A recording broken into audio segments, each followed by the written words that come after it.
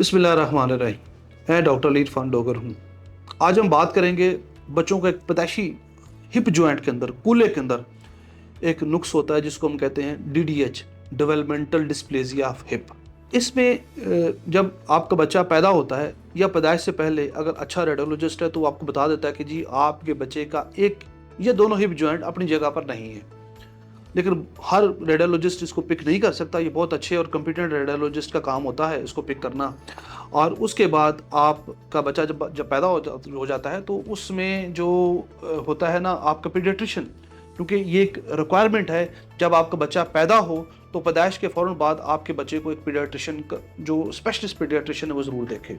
जैसे हरम medical complex में हमारे पास एक बहुत शदीद कॉम्पिटेंट किस्म की हमारे पास पीडियाट्रिशियन मौजूद हैं और वो पैदाइश के बाद हर बच्चे का मुआयना करती हैं। तो उस मुआयने के अंदर हमें उसमें एक टेस्ट किया जाता है ऑटोलोनी बार्लो। उसके ऊपर हमें ये पता चल जाता है कि ये बच्चे का हिप जॉइंट अपनी जगह से निकला हुआ है या है। तो अगर उसका DDH का प्रॉब्लम हो, डेवलपमेंटल डिस्प्लेसिया ऑफ हिप हो, तो उसके अंदर फिर एक छोटी सी पट्टी लगा दी जाती है हिप जॉइंट के अराउंड और आपकी चेस्ट के अराउंड, और वो 6 हफ्ते के अंदर लगाई के अंदर हिप जॉइंट अमूमी तौर पे अपनी जगह पर आ जाता है और आपका बच्चा बड़ी मेजर सर्जरी से बच जाता है। अगर खुदा ना खास्ता आपके पैदाइश के फ़ौरन बाद आपके बच्चे को किसी अच्छे पीडियाट्रिशियन ने नहीं देखा और आपके बच्चे के अंदर ये DDH था और ये अननोटिस चला गया, तो आपको तो पता भी नहीं चलना, क्योंकि आप तो उसको जज भी नहीं कर सकते।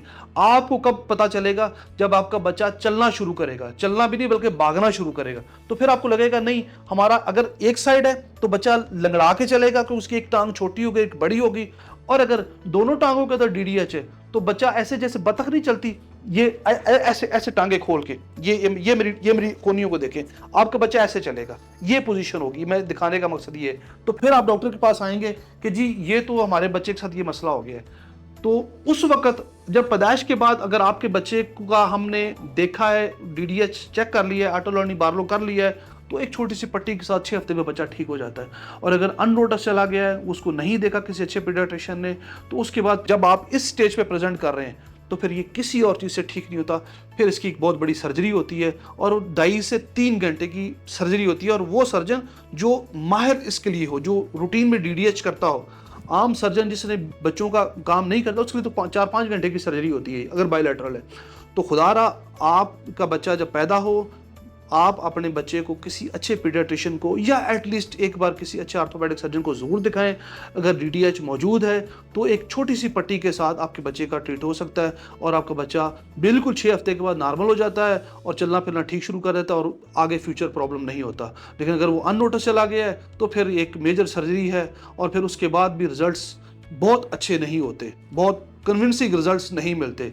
तो ये पैगाम आपको देना था कि आप अपने बच्चे का मुआयना आप एक अच्छे पीडियाट्रिशियन से ज़रूर करें। हर मेडिकल कम्प्लेक्स में हमारे पास एक बहुत कॉम्पिटेंट जो पीडियाट्रिशियन मौजूद हैं और वो हर डिलीवरी के बाद आप बच्चों को असेस करती हैं। तो आपसे भी गुजारिश ये है कि आप अगर आपको किसी रेडियोलॉजिस्ट ने पहले बता दिया है कि आपके बच्चे का DDH है तो आप हमारी जो है ऑर्थोपेडिक सर्जन की भी ओपिनियन ले सकते हैं या हमारी पीडियाट्रिशियन की भी ओपिनियन ले सकते हैं। बहुत शुक्रिया।